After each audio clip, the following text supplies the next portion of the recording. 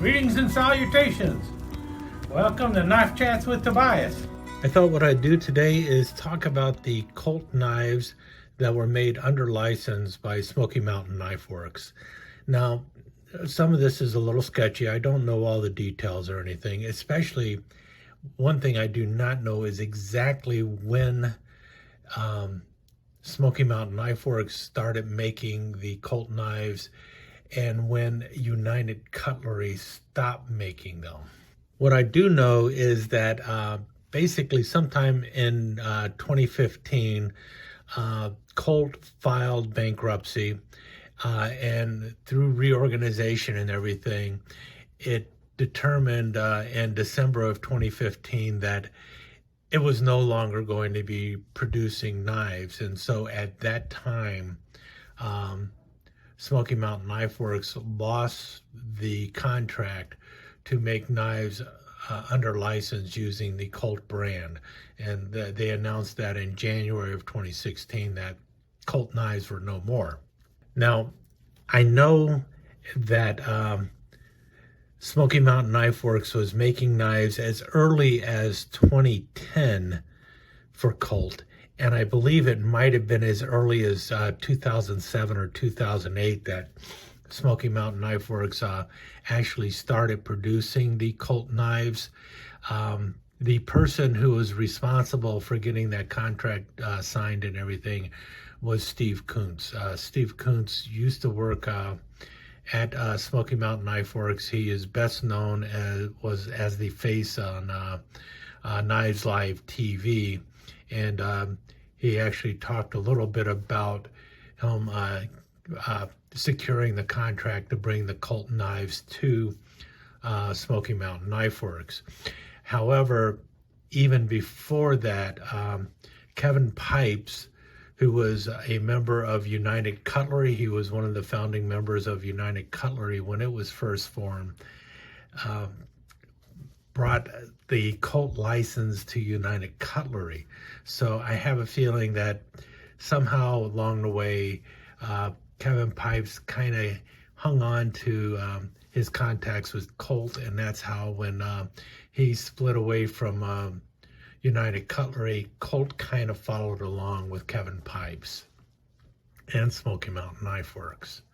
In any case, in sometime between around 2007 to 2010, sometime in that period, Smoky Mountain Knife Works became the exclusive, had an exclusive license with Colt for production of knives. I do not have a lot of the Colt pocket knives, and nor do I have a lot of the Colt fixed blades. And the reason is well, I was heavy into Rough Riders, and I looked at the Colt knives, and the few that I did pick up, I was like, these really are not that much better than a Rough Rider. And why am I going to spend $5 to $7 more for a knife that really isn't that much better than the Rough Rider? And so what I figured I would do is I would buy the ones that I can't get in Rough Rider. So if it was a pattern that I did not see in Rough Rider, or if it was a kind of bone or something that was really interesting and was not in Rough Rider or somewhere else, because I already had a bunch of marbles knives and stuff like that, it's like, then maybe I'll pick up one of the knives by Colt. But for the most part, I did not see it worth picking up a knife that costs $5 to $7 more, which doesn't sound like that much. But when you're talking about, do I want to buy the Rough Rider for $11 or do I want to buy the Colt for $16? Suddenly you're talking about a third the price more for the Colt. And at the time, a good chunk of that third the price more was a fancy box. Really, that was part of it, in my opinion. You're paying for a box as opposed to the Rough Rider box. Well, we know now that Rough Rider is also using the same magnetic boxes, and many of the features that you see on the old Colt knives you see now on the new Rough Rider knives. And there's a reason for that too, and I'll talk a little bit about that in a little bit. But for right now, let's start taking a look at a few knives. Okay, let's start with the knife that came in this box. This is a box that was used for the Buckshot Bone series. Now, they might have used this box for other series as well. This was the CT 479, and it is this knife here. It is the Congress in the Buckshot Bone series. And I did like the Buckshot Bone. What I did not like about the Buckshot Bone series, however, was the knives that were in the series. There are just nothing that really appealed to me except for two knives, and this is one of them. I guess there's a third one too, but I didn't bother to pick it up, and I'm not out there looking to try and find it. And as you notice, it has the Anaconda C there on the line. Does that look familiar to anybody? We got, here we go. See that? The Rough Rider R, the Anaconda C. If you see a Rough Rider knife with that R bolster on it, especially the ones that came out in the 2016, 2017, 2018, that time frame, those knives were knives that were slotted for the Colt series, or the Colt production line, but ended up getting transferred into the Rough Rider lineup. And if you're familiar with this, you also know that the Buckshot Bone is available in the Rough Rider line now too. Now, this particular one was is a Congress, obviously, and I did like the looks of this Congress. You've got the long pulls on the blade. You do have the swedges going on. You notice the C is on both sides, and this has the sheep foot on one side, and then it has the drop point or spear blade on the opposite side, with the keeping the piece since 1836 reverse frosted blade edge going on. And that was something that a lot of Colt knives ended up having, is some kind of reverse frosted blade edge, which I wasn't really too crazy about either. I do have quite a few knives that have reverse frosted blade edges, but it seemed like with so many things in the Colt lineup, they seem to overdo it a lot. This was one of the things that bothered me about this one, and it's the fact that there's no coping blade. You have two pin blades, and this Congress was pretty cool, but I was expecting it to be more like this one here. This is by Marbles, and both of them are really good quality, obviously, but the difference is this Marbles, as you can see, is larger. This one is 3 3/4 inches, and this is a 4-inch Congress, and that's what I was expecting out of the Colt. I thought it was going to be a bigger model, but it wasn't. On the bright side, the Marbles here has 2 sheep foot blades, which is typical of a Congress, but it also has 2 pin blades, but bigger pin blades than what you find on that knife. And I wish this would have had a coping blade. So this one has the addition of there it is, the spear point blade, which is cool. That is one of the cool things about it, and I was very happy to see that show up on there. And in case you were wondering, here's the Stoneworks Congress, the newer Stoneworks Congress. And this is the older Stoneworks Congress. So both of these are in the Rough Rider line. And you see you have the Slimline Congress going on before. The Slimline Congress, though, does have the coping blade, but it has 2 sheep foot blades, which is, your standard. This is the typical Rough Rider Congress before Rough Rider started using the Colt pattern. So this is a newer Rough Rider Congress, and it is using the same frame as what you have in this Colt, and as well the same blades. So there you have it. There's the proof that these knives just moved on to the Rough Rider line. Now I do have one other knife in the buckshot bone, and that is this one. You can see why I picked it up. It's the medium toothpick. As far as I know, Colt only made 2 medium toothpicks in the 7 or 8 years that Colt was making knives. And one of them was in the buckshot bone here. Did you notice something there? There is no half stop going on there. And that is very common in some of the older Colt knives. The build quality is excellent. You can see there, you notice the red liners going on. Where do we see that now? In the new Rough Rider lineup. But there is no half stop going on with this knife. And you do see there is a swedge going on, and you have the reverse frosting on the blade. So that's the Colt buckshot bone medium toothpick. It is the same size frame as the Rough Rider medium toothpicks from back in the same time.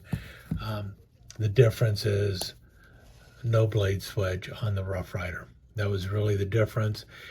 I did not see the swedge as something vital to so many knives. I know everyone looks at it and goes, that's a great thing. I was actually happy when I found out that this one did not have a half stop, because, you know, the Colt half stop was one of those things where they were always talking about how they were improving the quality, and the half stop was a sign of quality. Something else that somebody would always say about the new Rough Riders: look, we have a sign of quality, it has a half stop. And like, no, that doesn't matter. But this is my green smooth bone. This is my red smooth bone in the Rough Rider line. Quality of all these knives is the same. No, and these I carried for quite a while too, especially this red one. Carried this one for a long time, and it's really nice and tight. And this one, same thing. I really could not see the difference in quality. The only difference I see here is the red gap filling goop that they used underneath the bone. And the buckshot bone looks really cool, as well as the shield. But build wise, all of these were, to me, on par with each other. Got one other medium toothpick because, well, that was one of the reasons I also wasn't buying a lot of Colt knives. They just weren't making patterns that I wanted to collect. And medium toothpicks were basically the runner-up to the large toothpick. I really wanted large toothpicks. I was always asking, are you going to put any large toothpicks in the Colt line? Are you going to put any large toothpicks in the Colt line? Are you going to make a camp knife in the Colt line? The answer was nothing. It just fell on deaf ears. They said nothing, which translates to no. So there were no large toothpicks. There were no like scout knives or anything like that in the Colt lineup. And if really what you're looking for are scout knives and large toothpicks, and they're not making them, your desire to pick up something else in the line quickly fades. But here's the other toothpick that was in the Colt lineup. This is in the Peak series, and for those who are not familiar, yes, the Peak series started off in the Colt lineup, and now it is in the Rough Rider lineup. But interesting enough, the Colt medium toothpick did not migrate over to the Rough Rider Peak line. And this knife also does not have a half stop, does not even have a swedge. See that? There's no swedge on this one. You just got the rampant pony and quality since 1836 with the little rampant pony. Really nice knife. You can see these stones in there. It kind of fits in with the Stoneworks series. You have the Black Jet. That's what this would be referred to as. These are all imitation stones.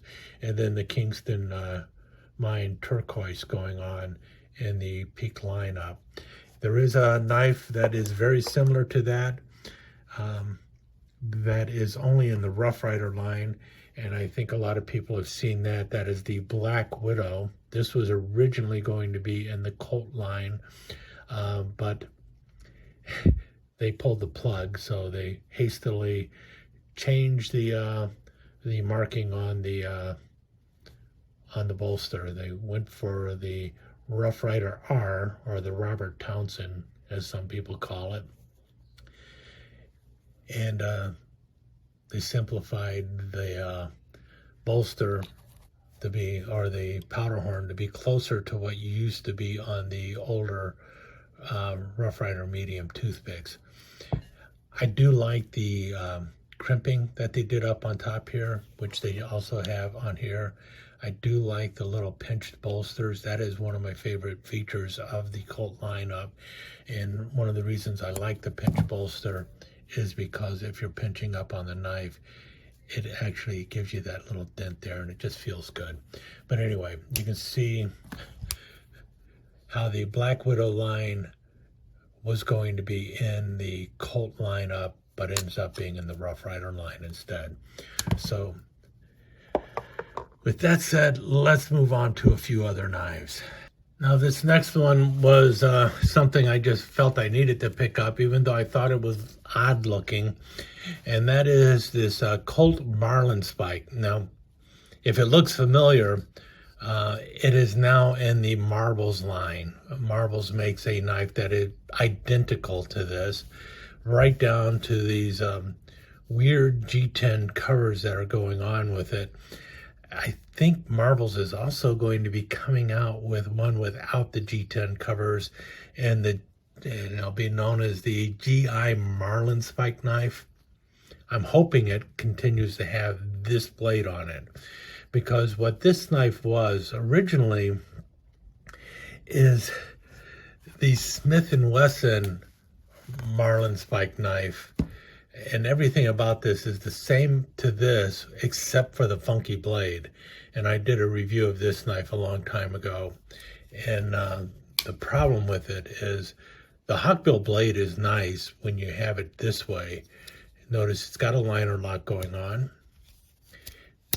However, and notice the spike also locks. This is the, was it Captain Curry who developed this? I think it might be Captain Curry who came out with the this swiveling bail that locks the Marlin Spike. In any case, let's get it open, push down, and now the spike is locked. It will not move. And you use it like so, but this is so uncomfortable to use because of the big hump on that Marlin Spike, or on the hawkbill blade. So Colt, or the folks at SMKW, came up with a solution to that, and they turned that hawkbill blade into a proper sheepfoot blade. I guess they might refer to it as a half hawk, but it's really just a sheepfoot blade. And it's got a really thick spine going on with it, and it's got the cutout here, which I think you might be able to use as well. Can you? Let's see. Can't remember. Not quite large enough to use as a shackle key, at least on this shackle. I mean, if you got a small little wee shackle, and these are shackles you will also find on small sailing craft and stuff, you could actually use this to crack open a shackle key, I guess. Or you could use it as a shackle key, depending on the size of the locking nut on your shackle. But anyway, if you notice, it also has some ridging in there, which helps with gripping the blade and stuff. And you do still have the liner lock going on, so that was pretty cool.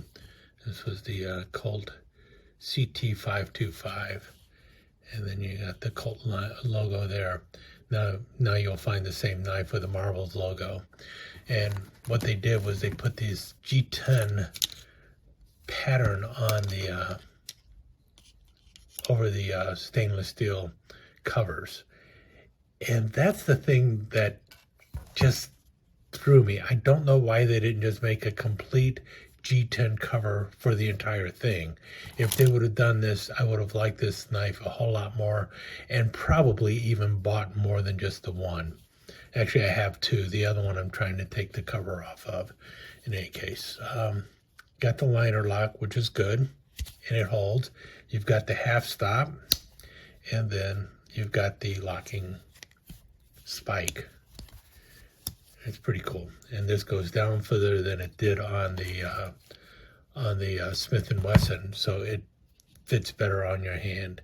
And this actually, when you have this one in your hand, you feel like you can actually use this spike a whole lot better than when you had the big bump that the Smith & Wesson had.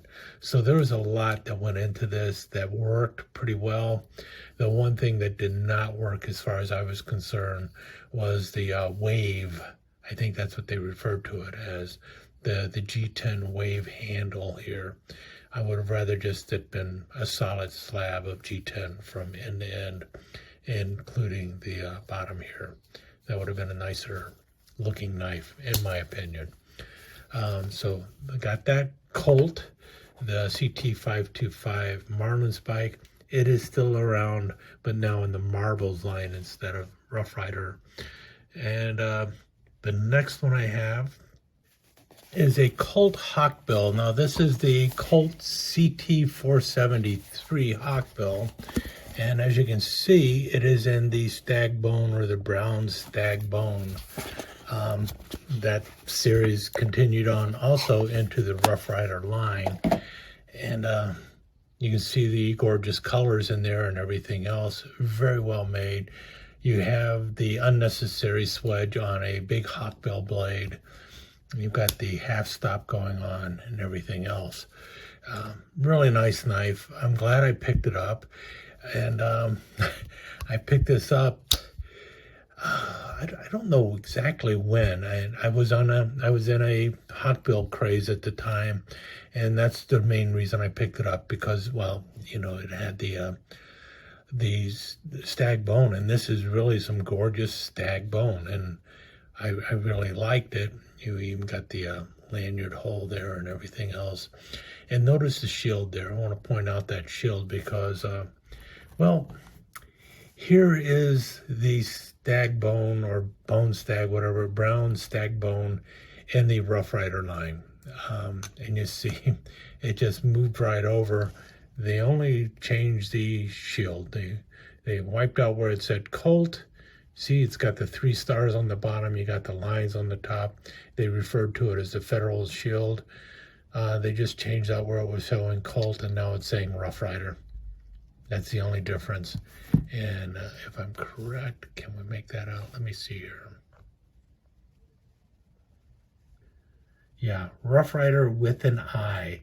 So that's what happened with the shield. Let's get back into the right size now. So we have Rough Rider with an I, Federal Shield going on. And before that, it was, come on, let's focus. There we go. The Colt Federal Shield with the Anaconda C. You see the R on a slanted bolster. And you can see where the shield, or where this pattern went into. So it was a great knife, and obviously SMKW thought it was a great knife because they took it and they ran with it and moved it into the Rough Rider line, which makes sense. And next we have 2 wee little knives by Colt. You know what these are. These are the Cub lockbacks. And as you know, the Cub lockbacks definitely jumped over into the Rough Rider line after Colt disappeared, because several of these knives have been since made in the Rough Rider lineup. Now this one is the one in black smooth bone. This was in the Colt Titanium series, and it had the inlaid Colt shield. And I want to show you that one because this is the Rough Rider Titanium Series cotton sampler, and it was pulled over obviously from the Colt line. And one of the things they did with it is they started putting the big R on the bolster, similar to the Anaconda C on the Colt knives. This one did not have the Anaconda C on the bolster, but notice the inlaid Colt nickel silver shield there, and here we have the double R and the nickel silver. This is the only Rough Rider knife that had that happen to it, and you see where it says titanium on the blade there, similar to the way this blade also says titanium. So this knife probably was going to originally be in the Colt line, but ended up in the Rough Rider line instead. It's odd that this one does not have the big C on it, because they do make, or they made quite a few of the little cub lockbacks with the Anaconda C. This one is in the Black Lip Mother of Pearl, which is really a pretty knife too. Each one has 2 sections of Mother of Pearl on there, with a very thin nickel silver spacer in between the Mother of Pearl. A really nice little knife though. Gorgeous little knife. These were knives that were in the Colt lineup that I wish I would have picked up a few more of, but it's because Colt did not have any large toothpicks or camp knives in them that I pretty much ignored most of the knives in this series. Now, this is another knife in the titanium series, and as you can see, the box has been signed by numerous people: Josh Hill, Tony Watkins, and J. Parker Jr., and you notice they're all dated 2013. This was a gift that, or actually something I won from when I was a member of iKnife Collector. It was an online group that also, along with Sharp Fans, was another online group that supported the Knives Live TV show, and they sent some knives out to iKnife Collector and as gifts, you know, to give away to people. So I entered into a raffle and I won one of these knives, and the box is signed by the people who at that time were the hosts for Knives Live TV. So obviously this knife has not been used. It is a little lockback, and this knife has also made it over into the Rough Rider line. Notice once again the inlaid Colt shield and the hole through the blade for the so you can open it either hand, and it is a lockback. Little, I think it's a 3 1/4 inch lockback, might be 3 inch. No, yeah, about a 3 1/4 inch lockback. Wonderful little bear head bottom, nice bolster, sort of like a modified skinny Barlow single blade, and it's a really slick looking blade there. You've got that little bit of a harpoon style of a blade going on. Nice recurve on the blade. It's a 440A stainless blade with a titanium coating on it. That's what you're seeing there.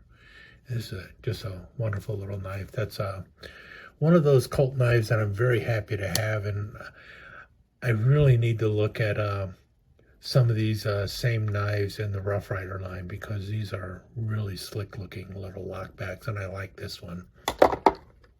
That leaves one more folder that I have from Colt. I also have a couple fixed blades, and I'll show the fixed blades in another video. Maybe I'll turn those over to Skip. But let's take a look at the last folder I have. And that is this, which is the Colt CT657 frame lock. And it's a pretty beefy knife. I mean, this one is in the 5-inch category, I believe. Yeah, 5 inches long. You can see it has double thumb studs and a flipper. It has a one position pocket clip, and as you can tell, it is a frame lock, but they did a really good job with the frame lock here, because notice how it is cut out. The cutout is on the inside instead of the outside, so when you're looking at it here, it looks pretty smooth. And you see the where the hole is for the frame lock. This is the frame lock. You flip it over and you've got a nice cutout on this side too, so it actually kind of matches. The only problem I have with this knife is really the single position pocket clip. However, the pocket clip is movable. Also, I'm just not a big fan of frame locks to begin with. Got double thumb studs and a flipper. Now, this is not a automatic, as you can see. This is all gravity. And so you have to give it a little bit of a flip of the wrist. And I'm not going to be able to do it on camera. And it will lock. But if you look closely in there, maybe I can show it if I get it like so. Hard to see, but in any case, it's running on 2 ceramic washers. It's got a ceramic washer on both sides. It will flip pretty well. Well, it will flip pretty well, but it's not going to flip for me on the camera here. There we go. At least you heard it off camera. And the lock has very good lockup going on with it. I'm just not a big fan of frame locks. I would have loved to see something similar to this in a lockback, but then you really can't flip it if it's a lockback. Well, I guess you can. There are people who have done that. You see here it is all pinned together, or has torque screws to hold it all in place. They are a little above. You can feel them when you run your hand across it. The other problem I do have with it is adjusting the pivot is a bit of a bear, because you have to remove the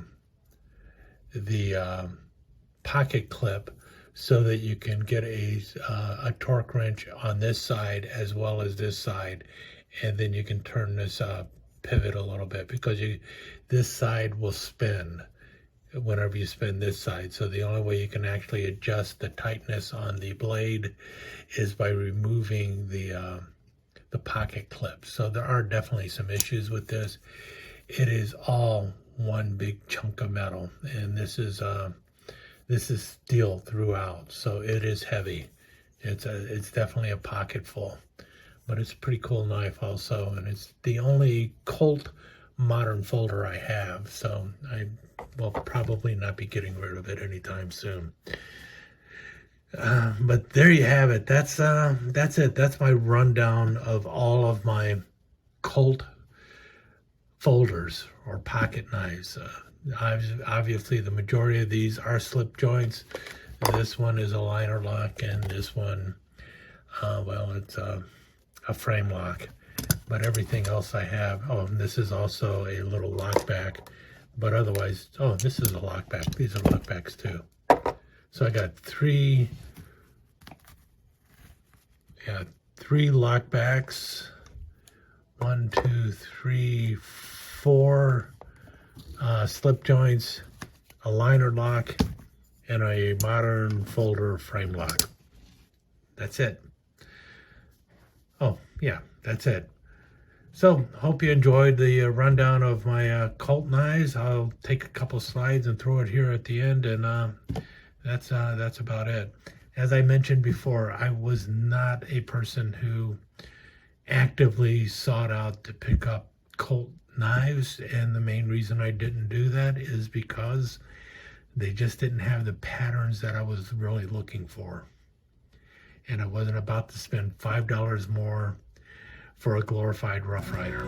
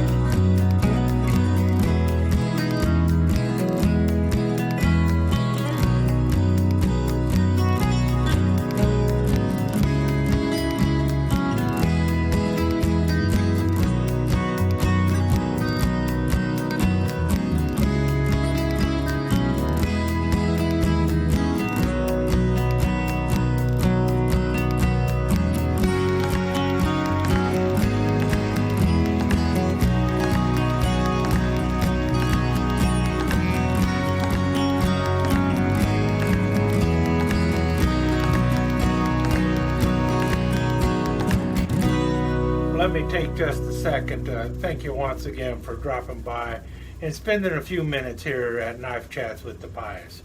I really do appreciate it, and I do appreciate any comments that you leave. So please remember to give me that thumbs up, and also don't forget to subscribe and ring that notification bell so you'll know when the next episode is up and running. Thanks again for dropping by. Really do appreciate your time here.